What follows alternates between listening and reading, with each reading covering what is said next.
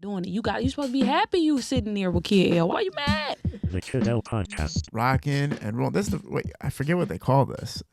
That apparel. What is that called again? I just refer to it as a garment. Garment. Yeah. But isn't there like a specific groups of people that normally wear that? Well, you have Pakistanis, Indians, Israelis, and then there's also what today term is Israelites.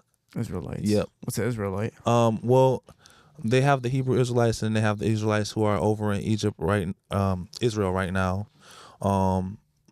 But I was a part of the Hebrew Israelites, but I'm no longer a part of them, but I still wear this garment to represent holiness. But basically they're an organization who seeks to follow Christ and follow the commandments. Yeah. How do you feel about what's going on in Israel right now? It's all part of prophecy and things foretold to happen, so it's not a worry to me. I feel as if certain things have to come to pass for the truth and the light to come through. Are you talking about what's going on with Palestine? Well, in speaking in terms of that, I haven't looked too much in that. I looked into the Bible more because I know that it speaks about the real Israelites waking up. And this is no shot at any other nationality, but the Bible speaks of those who are lost and the remnant coming back, and it speaks of the synagogue of Satan and Revelations 2:19 and 3:19. And I believe that myself and the other people who have been scattered throughout slavery and American transatlantic slave trade, I think a lot of us, maybe not all, that's our true heritage. And some of the things that are happening in that land to this day are things that could be acts of what happened and in the past. So I don't pay attention to the news because they blur a lot of things. I look at the Bible. Yeah, so you stay out of the media. Yeah, because I have no idea. Yeah, it's like straight up genocide what's happening. It's like a extermination of the Palestinians. Yeah, that's disgusting. Yeah, it's disgusting. I think I'm finally happy that everybody's speaking. All the celebrities and all public figures and people in high political power are finally bringing recognition and awareness to this heinous act in humanity that is probably going to be looked at one of the worst crimes against humanity in history of this generation and generations before as well. It's insane what's happening. But I want to break down into your story, Elijah, man, because me and you have done a lot of work together. You sent music to have reviews. You had Pac-Mo you sent recently. It was really dope. Mm-hmm. I think a lot of people like what you do. It's just you don't have the exposure fully yet. So that's what we're here to do today. Talk about where you're from. Well, I'm from East English Village. That's where I was raised. I happen to be born in a Arabic area, which is Dearborn, but I just was born there and was taken home. So it's not like I'm from Dearborn. So where did you grow up mostly? I grew up in East English Village. In the it's actually the street was called Grayton. So yeah, I enjoyed my upbringing. I was homeschooled for most of my life. Cool. What was your life like growing up? It was pretty good. Being homeschooled was a great experience. It allowed me to learn who I was more instead of trying to be like others, getting peer pressure. So I was able to develop myself. And basically, I had 3 sisters. I was the only son. Am the only son. And growing up, I had friends on the block, but they mostly came out during the summertime. And we had restrictions. We couldn't just go in anybody's house, or even if they invited us, we barely could go in their backyards. Why? Because it was just protection to, we were children. Even then, my parents were aware that you can't trust everybody because sometimes the people who smile in your face might be lying to you. Predatory nature. Yeah, predatory nature, even right then. On. Yeah. That's pretty, that sucks. So you couldn't just enjoy having like freedom to trust people at a young age. Right. Because your parents were kind of restrictive. Like, let's make sure you don't fall into somebody's hands. Right. Which happens all the time. Yeah. We all know somebody that's been through assault or some type of hidden thing that they try to brush away in their mind that happened when they were a child, right? Yeah. So growing up in the city, what was your life like as far as just yourself experiencing life? Was it frictionless as far as everything was smooth sailing, or did it get complicated? Well, I had some mental health troubles early, around 15 years old. And a lot of that stemmed from not sleeping, but it was really going to happen anyway because that's what was part of my purpose, to really be a light at the end of the tunnel for other people, because somebody has to make it through to show people that it's possible. So when I was 15, I got into it at a football camp. It was training for football, and it was with an upperclassman. And I had trained the whole summer, lost a lot of weight, got really fast, and my mother took me off the team because she was trying to protect me from being bullied, I guess that's what she said. So that caused me to not sleep, which caused me to have, walk away from home different times and have different symptoms of mental illness. And I went through 20 hospitalizations from 15 to about 15, which was around like 2013 to around 2022. With your mom trying to protect you, in retrospect, when you look back at those times, do you find her fear is valid, or do you feel like she was overprotective? No, it was valid, because knowing me, I would have, the situation could have got worse. The person was definitely jealous. I guess he felt that his place was going to get taken or something like that. And so I think her what happened was valid.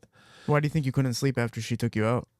Because I had put so much effort. Like, I was running every night, and it was something I was like running. I wanted to be the fastest. I wanted to make varsity as a sophomore. This was my sophomore year, and I really wanted to be quick and be a running back or something of that nature. I had gotten really slim. One of the smallest that I had ever been. Just did it throughout the summer, and so I had put so much effort into it, and it had just built up. And because of the bullying aspect, she thought it's best to just take you out, basically. Yeah, yep, that's what she had. What was the sleepless nights like for you? Was it were you seeing like illusions, or was it easy to go through? Like, I mean, obviously it's not easy. Sleep deprivation is like literally one of the worst things that can happen to a person. So I would feel like I'm getting more intelligent or something. Like, so I have like a flight of ideas where you just, you feel like you can do more things and multitask, and yeah. So those are things that would occur, and would have hyperverbal. Excuse me. So things of that nature were, and also other symptoms. Yeah. Are you sure? There's a chance you could have been reaching enlightenment. Yeah, that's what I say too. If you think about it, people categorize you as crazy because it's so abnormal that they're like, I don't understand what's happening. Yeah, and I've noticed that in others. Like, I've told them, because sometimes it's enlightenment, but people just don't realize it. Like you said, yeah. Basically, in India, they're more attuned to it. They're more used to it and prepared for it because there's a lot of spirituality. Spirituality is very boasted in India, right? Right. So like if they see you that you're just sitting still and you're not speaking to anybody, or if you're kind of like entering different states of perception, people will be like, this guy's going crazy, but a lot of people will be like, no, he's entering certain states of enlightenment. Yeah, exactly. Leave him alone, like he's getting somewhere. So that might have been happening to you, and unfortunately people just were like, this guy's crazy. Yeah, but the thing is, like, it's happening to a lot of people. A lot of people are waking up now, but they're going down the wrong path. We have people harming other people when they're becoming a risk to themselves and others. When that's a severe side of it. When you could turn it over and you could help other people. Yes, absolutely. Yeah. So after the moments of not being able to sleep and things of that nature, did you ever find peace during that time, or was there what was the next chapter? Well, it was definitely certain times where I was healthy and not struggling mentally, or receiving downloads, as they say, because sometimes definitely I would, but the next chapter, I would say a little bit further down the line, is I got my heavenly assignment. So what was your heavenly assignment? I got encountered by people who people call Jesus. Interesting. Yeah, it was definitely blew my mind. I was in the hospital, and a lot of people take that like, oh, you're in the hospital. It's everybody says they're Jesus in the hospital, but the thing is, he can come to you in the hospital. I'll just tell you what happened. So I was there, and my spirit recognized who it was before I recognized the individual. Yes. Because I went up to him, I was asking him about the Bible, and then I asked him a question of who is Christ. He said, I am he. And some confirmation happened further down the line was he was telling me things like, you're the children of Israel, America is Babylon, it's going to be destroyed. He was telling me to not eat pork, not have sex before marriage. Everything was aligning with, and around this time I was just leaving Christianity. I hadn't turned to being a Hebrew Israelite, which was my next stage, but that was something that I was like done with the church. And he came and opened up the light, and he was sent. And who was this person? So it was really what I learned out, because I came in contact with him again. It was Christ speaking through him. It wasn't necessarily Christ. It was Christ speaking through him. So because he gave me a church to contact and to reach out to, because I was done with church. I was like, no. But a few years down the line, I followed the church. I had little contact with the individual because he gave me his email. The next thing 3 years down the line, I think I may have got baptized, everything. Someone visits the church and they go up on the stage and they say, they introduce themselves, come sit down next to me just like you. And after they introduce themselves, they look over to me and they're like, Elijah, we're here. And it's the individual that introduced me and told me who we were. The first time you met him was in the hospital? Yeah. Where did he appear from? So when he came to the hospital, he was just leaving. He was being exported as an outpatient. And this is the crazy thing right now that you mention it. Immediately after he left, someone came up to me. I kid you not, I would not lie about this. It was another individual. He's like, Elijah, Wakanda needs you. This is before the movie. It's a wild scenario. So I'm like, who are you? I asked him. He said, Lucifer. Word. And so they say after the word is planted, immediately the enemy comes to steal it. So I could have went on with a delusion or with the truth, which I decided to go along with the truth. What did the guy look like? The person who told me the truth? The person who told you he was Lucifer? No, well, yeah, what did that guy look like too? It was a patient there. Yeah. He was possessed. It was a white man, older man hair, but he walks among us. Lucifer does walk among us. What did the person who looked like Jesus look like? He was black. He had locks. Probably around 5'8", slim.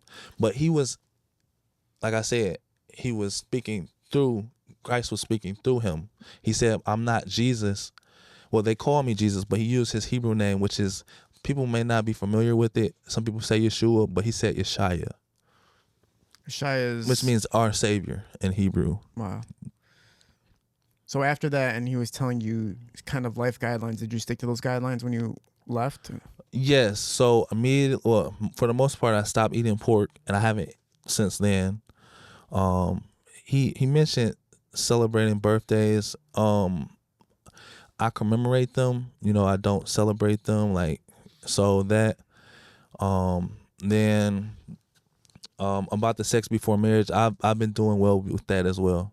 Well, or passing the or damn son. We all fall down, but at the same time, damn. I haven't done anything that I regret.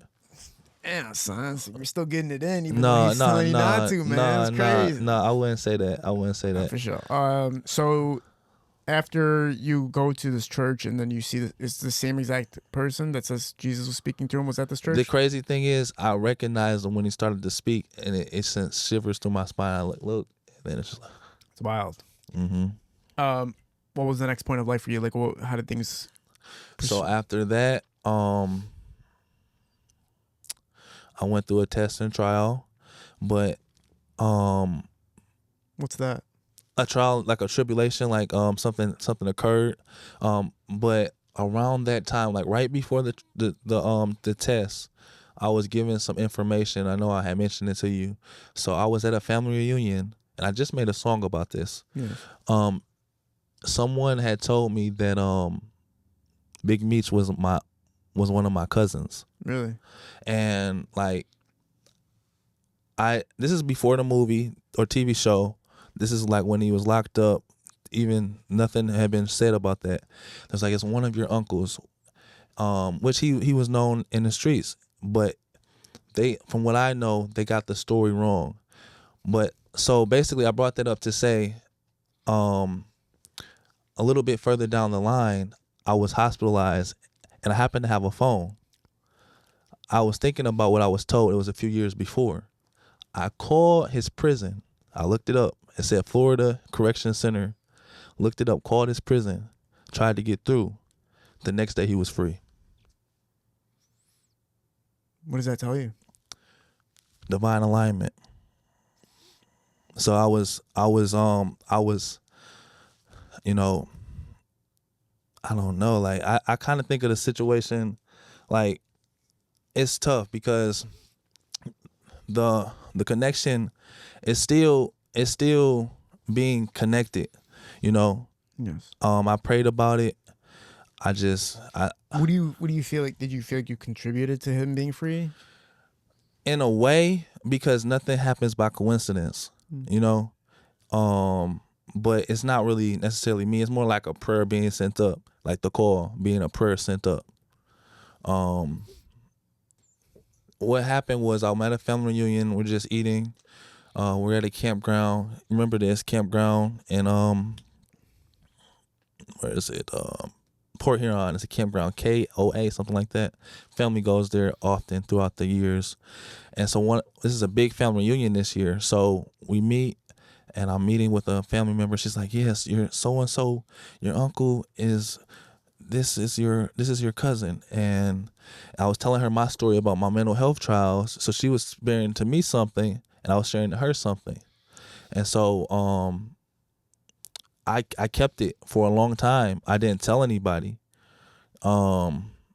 And it kind of hurt because it's just realizing like not for vainglory or anything, but it's realizing that you have somebody that is not know who they really are, and the connection has been severed because the uncle that is really the father has passed away, but the family is still alive. So she told me the wrong uncle, but I prayed and I was able to connect the real uncle. But it's a tough situation. But I think that was definitely confirmation, me calling the prison and him being free the next day, because I was locked up myself. I was not locked up, but I was in a rehabilitation for mental rehab. And for him to be free the next day, that was something. I think that was a special connection. Really, it just breaks down to like I think that it's like a prayer being sent up, because and also it bears witness to who I am in essence, because really just the longing to be connected again, because the walls separated us. But people look at me, they look at you, they don't really see our true essences and who we are. Yeah. But right now what's uplifted in the earth is demons as gods. And it says in the Bible, it says that Satan will appear as an angel of light. And but what did Christ say? He said, "Know ye not that ye are gods?" So that's what I strive to walk in, not in being over anybody, but being a reflection of the Most High. What were your prayers when you specifically had said them for that moment?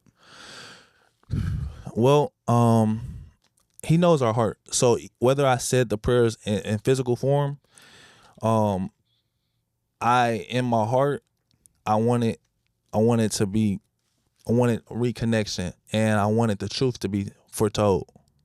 And it wasn't anything to do with anything of this world, or that people would think, oh yeah, you want this, you want that. No, it's all about family, because we have had some family members come to us from another elder brother of our family that we found was related later. But this brother has none, only has a daughter. Interesting. Yeah.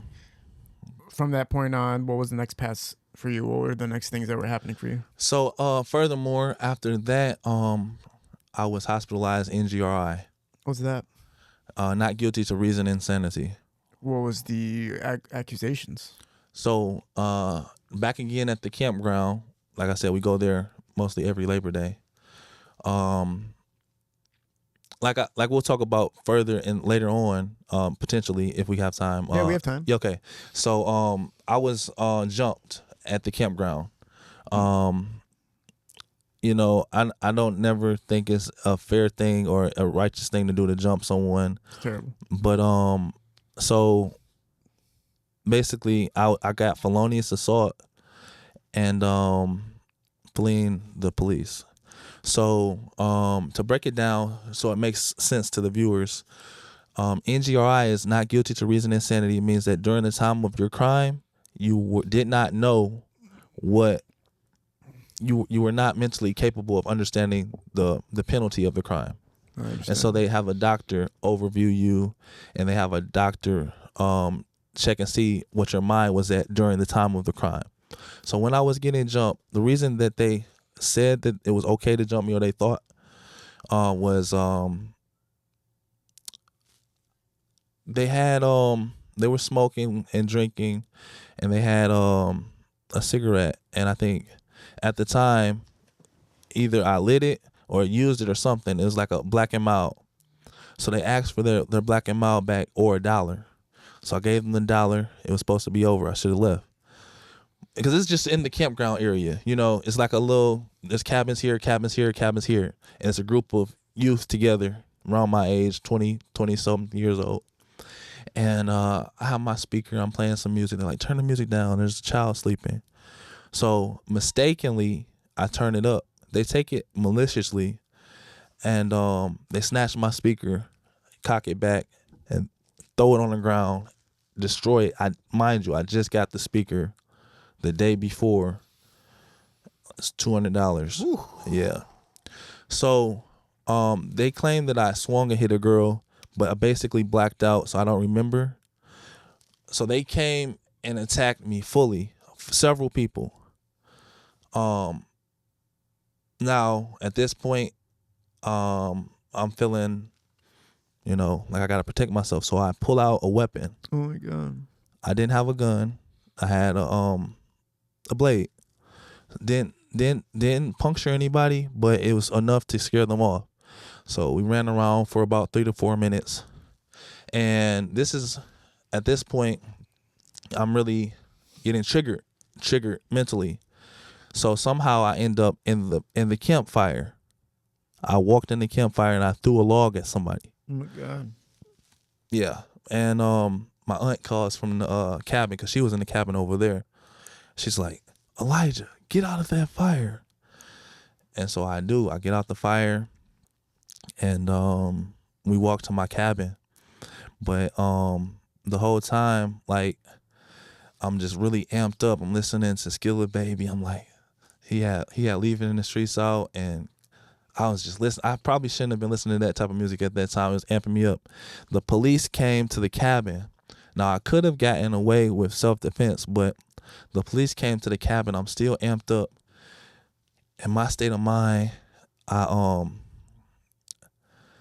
don't want to say this, but I feel like they need to hear what happened, So my mind was confused. So I derobed. Like, I shouldn't have. What's that mean? Like, took my clothes off. Oh, okay. Went out when the police came. I was like, shoot me. They tased me, but it came off so powerful. My sister and my mom thought I was dead. They thought I was shot. But because the first taser didn't get me. The tased me, snap. I'm like, yeah, shoot me again. And they tased me again. I fall straight back. And then they tell him, like, he's he's going through it right now. You need to take him to the hospital. No, they took me to jail. I was in jail for 5 days. I had to bond out, and then they bonded out. They took me to the hospital. Tragic. Yeah. So So you were defending yourself from Yeah. getting jumped, yes. and things got out of hand to the point where like the police pulls up and they target you as the Yeah. person that started the whole thing. Yeah, but it triggered me, and so when they come there, I'm acting out where my parents and my family can't control me or like keep me calm enough to, because they may have just questioned me and found out what happened later. Do you feel like Skilla Baby's song made things worse? Yeah, because it's a time for everything, and that wasn't the time for that song. Do you remember what song you were listening to? I was listening to this song, "Leave It in the Streets." And that like really amped you up to even take things further, pretty much.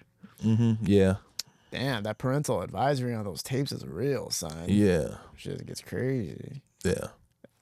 I had that with the Doughboys Cash Out the Mob. That really amps me up. Sada Baby too. Sada Baby will amp me up. I'll be listening to it and I'll be like going somewhere and I'm like, I gotta calm down. Yeah. This is making me get Yeah. turning me up right now. So I feel that. So you go to jail for 5 days? Right, and then I plead NGRI when it's all said and done, and I go to the hospital. They give you, what happens is they say you can have 60 days, up to 60 days, but it can be renewed continuously forever. So that's how my song, I don't know if you saw it, but Holy First Day Out. Yes. I said I was locked away with chains on chains on chains, insane, in a box without an end date. So I didn't know when I was getting out. So that's miserable. It ended up being 10 months, but there were people there for 40 years. You did 10 months Yes. for getting jumped, basically? Yes, and 10 months. protecting yourself? Yes. Why didn't they agree to the plea that you offered? Well, it was some other things that happened, not in that scenario, but within the frame. In conjunction? Yeah, like it was actually 3 NGRIs, but that was the main one. So it was Or the other ones? So the other one was a vehicle situation. I had fleet with a vehicle, and then the other one was a gym situation where I had went to a gym, and she said I didn't scan in, so she called me trespassing, which I have memberships to the gym, but I had put like 1,000 pounds on the weights, and I was trying to lift it, and she had she told me to leave the gym. She pepper sprayed me. What? But the thing is, she was right to ask me to leave, but she didn't have to pepper spray me. And so in that situation, I reacted, and she peppers. Okay, so you come into the gym and then you don't scan in properly, right. but you're a member of the gym, right? Yeah. Then you go to do. Why were you thinking to do 1,000 pounds? See, at this time, I was just overconfident. That's a symptom as well. Overconfidence, where you think that you can do things that you're not capable of at the time. 1,000's a lot though, G. It might not have been 1,000, but it was filled all the way to the end of the rack. I don't even think like bodybuilders can pull Yeah. that. So I had somebody was helping me put it on there. I had taped it, and then the tape ended on my phone with her coming to pick it up and telling me to get out of my gym. So, but they called the police on you for that? Yeah, they came. I got tased. What? Got taken to the hospital. They took me to the hospital this time. So the lady, go ahead, sorry. That's where I got abused at the hospital. So like the police came in, and I guess they was checking on me, and I wasn't strapped to the bed at this time. I come to pet the dog. I actually pet the dog. You know, they usually snap at you, but so when I pet the police dog, the policeman gets offended. He punches me in the face. What? I have pictures of blood on my eyes, like punches me in the eyes. Which facility? I was, it was right there. It's McLaren. It's like right there on near Mount Clemens, Clinton Township. You know, I know what you're talking about. Yeah, I think it's called McLaren. But I had a friend that went through a similar circumstance. He had like a breakdown at his home. They arrested him. Yeah. And they took him to hospital. Yeah. They strapped him to a bed, and they punched him in the face while he was strapped down to the bed. And there was no footage. And then the person tried to sue the hospital, and then the hospital's defense team was so strong that he ended up losing the case. He ended up, and he had to do probation for like 2 years after that. But I remember him. He's never lied to me in his life. Yeah. He's a straight truth teller. Yeah. At episodic break, and then they beat his ass while he was strapped down to a bed. And I can't be saying the name of the hospital, but the hospital. Then there was shit. another time where I was in the hospital and the person said, "I will deface you." Yeah. So he's like, if you move, I will deface you. I've been inside of mental hospitals. The nurses and the people, some of them are really, really bad people. Yeah. Like they're really, truly, truly bad people. I don't know how they got the jobs that they got. They don't know how to be compassionate, empathetic, Yeah. or control a situation. They literally treat the patients as criminals, or they'll treat them with a lot of disgusting acts. It's pretty wild out there. Yeah, it's terrible. Yeah. So terrible. after the gym incident, you said there was another incident where you were driving and then you took off with the car. Like, what happened? So I was at a gas station. So this is where I was having some unrealistic thoughts, delusional thinking. Yeah. And so I was at the campground a few days before the incident happened, and I just got the urge to just leave. And I left the campground. My parents didn't know where I was at. I was up there with family, and I was like, I just had some money hit my account from working, and I called my friend. I was like, yeah, man, I need to get out of here. I'll give you whatever. Just come get me. He's all the way in Taylor, Michigan. I was like, yeah, 500. Don't matter. I just need to get home. Like, and I wouldn't say crazy, but the interesting thing is, I have my car there, but the thing is, at this time, I didn't feel as if my mom was gonna give me the keys, and I felt as if it was too risky. She might say, "Oh, just thinking, like delusional thinking." Not really. Well, yeah, well, I get what you're saying. yeah, well, basically, so I went to the gas station, and it was a long walk on a dark road. If you ever been to Camp KOA, you know those roads are kind of dark up there in Port Huron. And someone had went into the gas station and left his keys in the car running when I was sitting there. I just took off, and I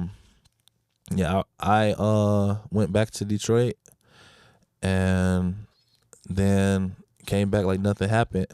But eventually they pinned what happened on me, and all three was found NGRI, which is rare for three, because even one NGRI can qualify you for the rest. No. I'm saying even one NGRI is difficult. It's like less than 2% are taken, because the prosecution can come against you. So they give you none out of three. They gave me all three. Oh, so you did get the I had NGR. to get questioned for all three. So, but they gave you that. Did Yes. they give you it? Okay, Yes. so they did give you. Okay, Yeah. I got you. Yeah. Yeah, it's very difficult, man. How do you feel when you're being prosecuted, and how do you feel about people, even though it is your defense, the association of not mentally being stable, and that's why you're getting that kind of exit a little bit? Like, do you feel like, does it hurt to feel that you feel that people tell you have mental instability, or could you categorize yourself that way? I don't. I feel as if I am who I am. I am that I am. I feel like people who are mentally challenged are the gifted ones called for this certain day and time. For instance, people don't really recognize. The normal is really not normal. It's not. For sure. Yeah. It's just people that are better at putting on an act. Yeah. Like in that sense, yeah. They have a little bit more discipline, and just like society won't accept this, so therefore I have to handle myself in a certain way so society accepts me. Exactly. With you, I feel like what was happening, and I'm saying this with all, because I'm a very spiritual person. Yeah. It's like super spiritual. I think when you were young, you were touching spiritual elements and you were becoming free. And I think your mom was trying to protect you because she felt like you were straying. Yeah.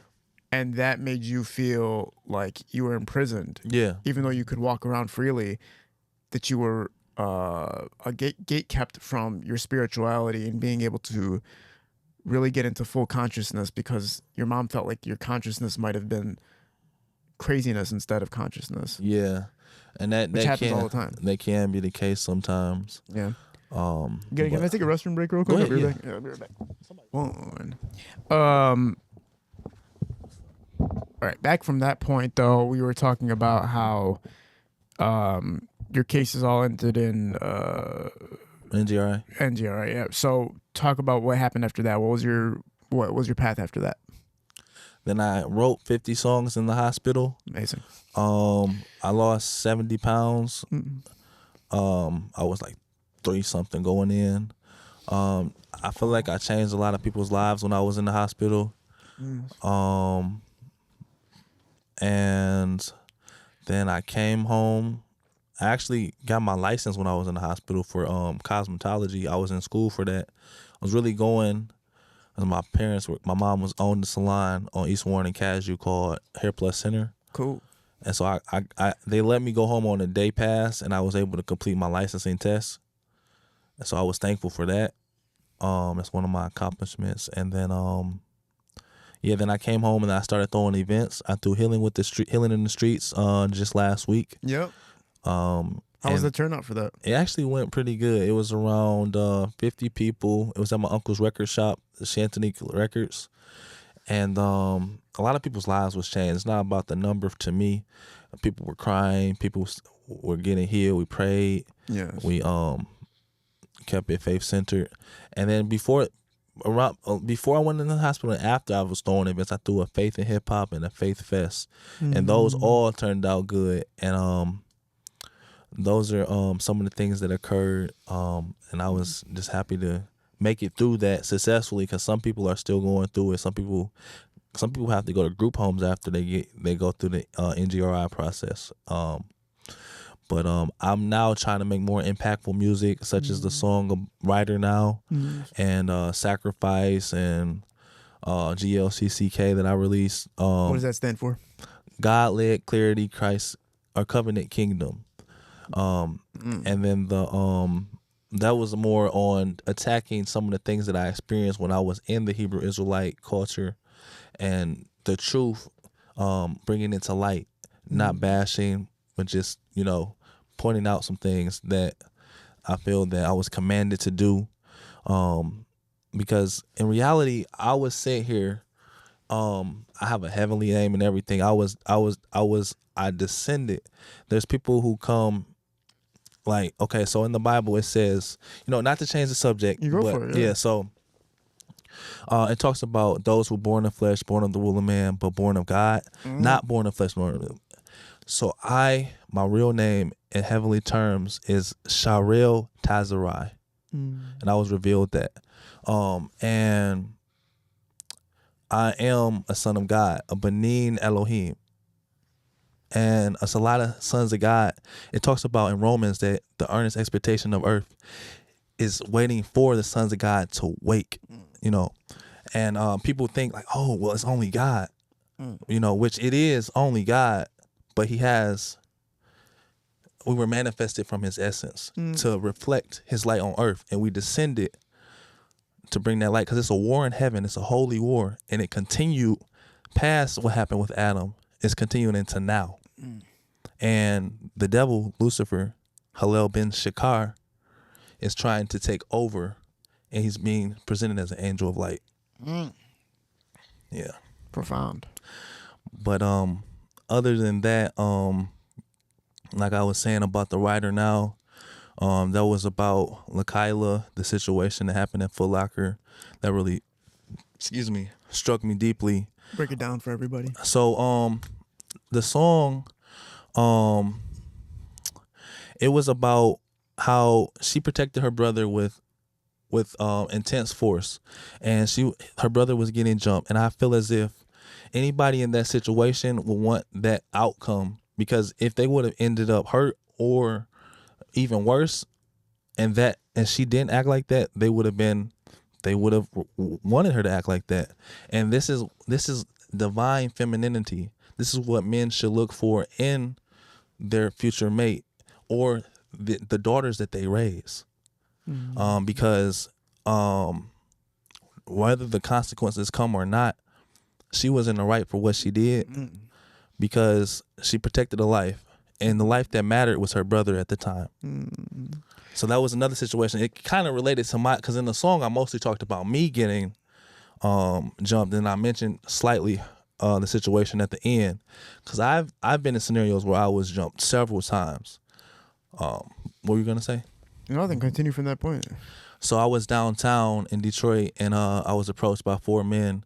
One happened to have Angel on his shirt, which is I said, that's a nice shirt, thinking no, but he was a fallen angel because he said, what did you say? And then reached for his sidearm like he had a pistol or something. And so he came up, and I was like, no, don't shoot me. Let's just fight. So I back away, and then his guys surround me. They come towards me to attack me, and then as I go like this to protect myself, they all swing and miss. They look up in the sky, wave, apologize, and run away. Wow. And say, I didn't know. So it's like at that time I was still being woke. It's a veil over our eyes if everybody doesn't know. You can't really see the spiritual unless you're gifted in that way. What do you think they saw? Well, my guardian angel is Michael, the archangel Michael. They must have saw him. Yeah. Yeah. Wow. But Where was he before all the other times you got jumped? well, I think he was moving through me and the other times I got jumped, because I've never gotten like pummeled by several people, but I have gotten approached. Yeah. So I made it out the situation. So, Right. yeah. So the guys jumped you because you complimented his angel shirt. This was Halloween. I shouldn't have been downtown. I was downtown Detroit. And not to celebrate it, but I happened to be down there, and that's exactly what happened. Why were you downtown during Halloween? Just chilling? Well, this is around the time I got out of the hospital, so I was happy to be home, wanted to be more involved. Did they inject you with that thing before you're signed off from the hospital? I know that there's an inject you with something. Basically they have different injectables for people who are known not to take their medication, because you're on a court order and you're supposed to take your medication. So if they feel like you're not going to take it every day, they offer you injectables, but everybody doesn't have those. Yeah, I remember my friend got injected with something before he left, and it made him like a zombie when he was out. Like Wow. He was just walking around like kind of like emotionless, numb, couldn't feel anything psychologically or physically. I forget what it was though. But it kind of makes people like just when they're back in society feel like empty and like kind of distant from everything. There's different ones, and they affect people differently because of, their body structure, nature, DNA. Yes. Talk about on the musical side of things, who has reached out to you or who's been your biggest support or fan base with your music? Well, when I first started, like 2018, I performed in front of Stretch Money. Cool. So that was really good. Shout out to Stretch Money. And the crazy thing is, he was telling me how I did, but my back was turned to him because I didn't necessarily, like, the microphone wasn't working or something, because I didn't see that he was talking. So I hope he didn't think I was disrespecting him or something, but I didn't know that he was actually rating my performance. I was just finishing, but I know that he was there and he was rating people's performances. So that was a big start to my career. Other than that, you talking about maybe partially in the music industry? Oh, no, the entire timeline of just people who've reached out to you or moments that you found notable to find positivity in your music. I got my first album to Big Sean, Preeminent Rain. I gave him the copy of my album at his Big Sean Day. I gave him the master version because I got it mastered. What did he say when you gave it to him? He just thanked me. The next year I asked him, did he hear it? He said, yeah. But he said he had heard a lot, so he had got a lot that last year, so he didn't know exactly which one was which. How were you able to get access to Big Sean? Like, how were you able It was a Big Sean Day at his at the Boys and Girls Club that he put a studio in. Oh, cool. Yeah. And actually, I'll show you the album I gave him. Oh, cool. This is why people need to have this, see? No, this is dope, man. Yep. So you gave Big Sean this right here. That's Yep. dope. That's cool. And not too much long later, when I came home, I released the greatest hits. That's very dope. That one has I have 4 albums that are a compilation on that. just some different things I wanted to bless you with today. And I actually got you a couple of shirts too. Oh man, I love it, man. I make t-shirts, man. and That's what it's all about. So this one Beautiful. is a symbol. My mantle represents the divine nature and the human structure, and that's the Healing the Street shirt. I love this. This is actually really well designed stuff, man. Thank you. I've been doing it for some time now, and I think more artists should invest into themselves, whether it's making music on CDs or their website, because streaming isn't the only way. Merchandise. Merchandise. Put your stuff in something that's profitable, because it's going downhill. How much do you think you spent on music, and how much do you think you've made off music? Well, in the summer, one of my best summers, I did 10,000 off my Square returns that I calculated, because on you can calculate cash, you can calculate. That's just the summer. And certain events I do better at. Like I went to an event for Holy Day, and I made a few $1,000s because I made music and shirts that catered to the Holy Day. Yeah. Or the gathering. But spent wise, it can get expensive. It can be around. I think it's been profitable, but it's around 30% of, say if I made 10,000 this summer, I probably spent 3 or 4. Yeah, that's usually how it goes, right? I was gonna ask you something important here. When it comes down to I was gonna ask you something, and all of a sudden my mind erased into like this very calm nature. I don't know. I feel very calm and relaxed right now. Damn, son. I was gonna ask you something damn fucking important. Well, I say this while you remember that. Yeah, go for it, man. What are you doing? So I got these glasses here. What you got going on? So I wanted to say something about these. Now, a lot of people in Detroit, they wear what is called Cartier this, Cartier that. But what I wanted to say is, it doesn't matter if it's real or not if the person wearing it is fake. Because the value is not found in what's on your face. It's what's in your mind, what's in your vessel. And this says I am. It reflects the Most High, because in Exodus 3:14, it says I am that I am. So those are real Cartiers? No. Oh. But I am real. Yes. I am. Wow, man. Cool. I thought I'd say that. How do you feel about people, not really paying too much attention to healing music, or not paying enough attention to it, when a lot of, like you said, the streets need healing is what we're talking about here. And yeah, people not really valuing it as much as the street rap, which is kind of the opposite, which is more treacherous in nature. Well, it's really important. I say this, like, it's a time for everything. Yes. So now it's time for war, time for peace, time to kill, time to steal. Surprisingly, if you're at your last, you may have to, instead of dying, or feeding your family.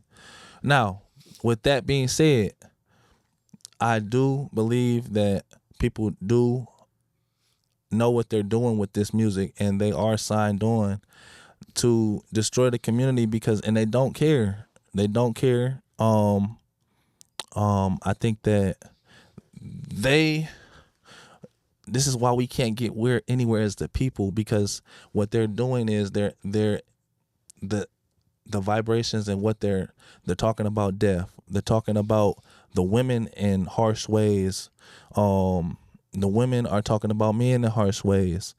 But what really needs to happen, it doesn't have to be all PG-13 or PG music. Yes. But it needs to be music that uplifts. Yes, a balance. Yeah. Balance you can talk what you want to talk, but also bring the other side of it too. Yeah, like your experience, but talk about it as an experience, not somewhere that you would want somebody else to go to. Like, okay, I know I was locked away, but I'm not saying that, I was in there and, uplifting the fact that I was in there, saying like I'm hard because I was in jail, or I was in prison in a mental health facility. I wanted to ask you about, because you've been in circumstances where you felt, I'm gonna get in trouble for this one, so I gotta be careful how I say this. You felt bullying in your life. You felt people suppressing you or people targeting you and making you feel like you have to defend yourself and the emotional distress that comes with it. A lot of people, which is a little bit shocking, but some people are taking, I think her name is Afeni's side, the girl who killed her manager at McDonald's. Yeah. A lot of people are supporting her, saying she reached her limits. I personally don't support anything like that, but do you have any type of empathy or compassion for why she may have went off on her manager and ended up fatally ending her life? Well, to answer your question, she's gonna have to answer to God for that. Because at the end of the day, we don't know the full extent of what occurred between the bullying, but I have experienced workplace bullying where female managers have, whether they hit me on the hand or talk to me down, and sometimes HR does not respond, especially places like McDonald's. But I would say, in her scenario, she may have been put between a rock and a hard place where she felt as if, she would rather go to the extreme instead of finding a new job or going further with HR. And sometimes I feel as if she may have experienced a mental breakdown, because in her true heart of hearts and who she really is, she wouldn't have taken somebody out like that. That's not in womanly nature to do, to be warriors or to, so that's just me seeing her as a woman.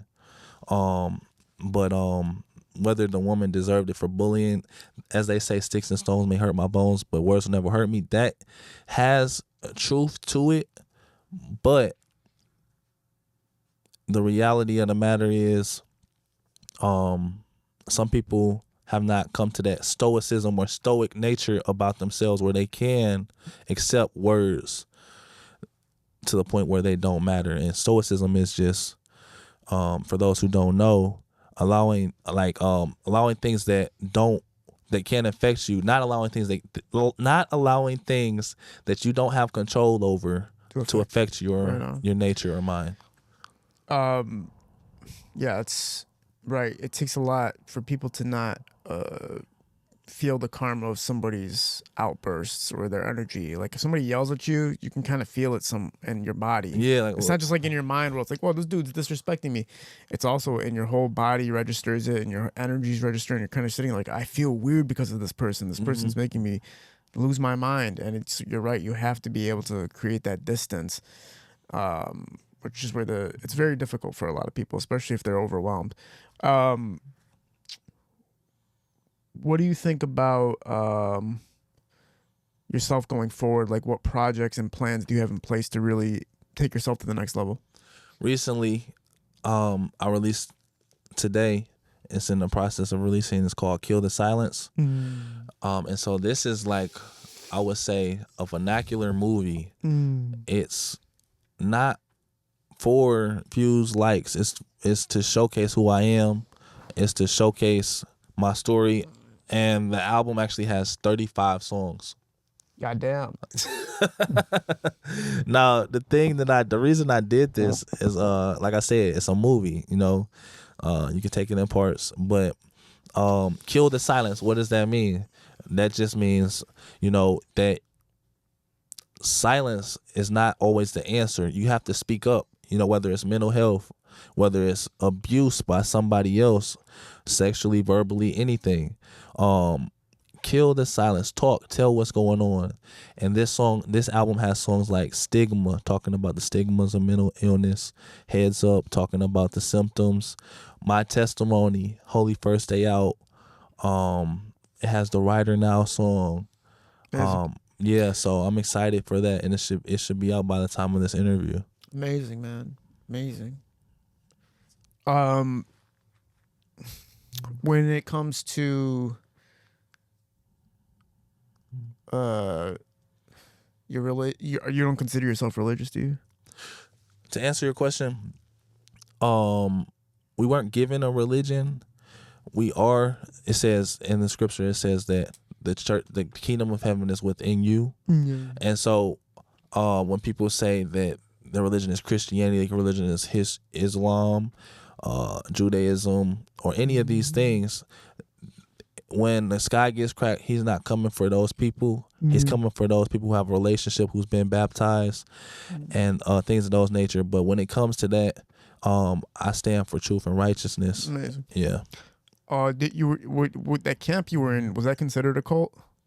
I do consider it. A lot of those camps are considered terrorist groups now, especially some of the more radical versions of them. Why?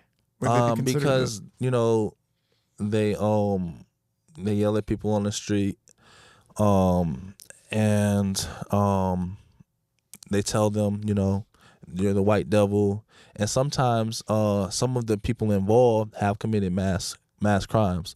Now, I'm not in agreement with considering them terrorist groups, but I'm just saying that's what has occurred. And at one point you were in it. At one point, I was learning from them. Yes. What did you learn that made you feel like, okay, this is not what I want to be a part of? Well, I do talk about that in my track GLCCK. One thing that stuck out that I didn't want to be a part of it was they actually kicked me out. So they said, now they recently claimed that it was only for a week, but they said I got baptized with another church. Well, and so that made them feel as if I was, not accepting of their teachings. So it wasn't a point where you're like, yo, why am I in this cult? It was more so they just kicked you out pretty much. It was that I feel as if I could have, bowed to what they said and came back, if I wanted to. But he just said, I had a visitor. He said, don't come. What's it like being in a cult or realizing you're in a cult? Well, the thing is about it, it's like they'll make jokes about it's not a cult, but then it really whole time it be a cult. Yeah, But the thing is, like, this is the reason that I think it's a cult, because they try to control a lot of things that you do. Who you marry, they can try and control who you talk to.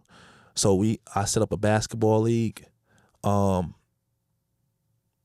It got shut down by the church.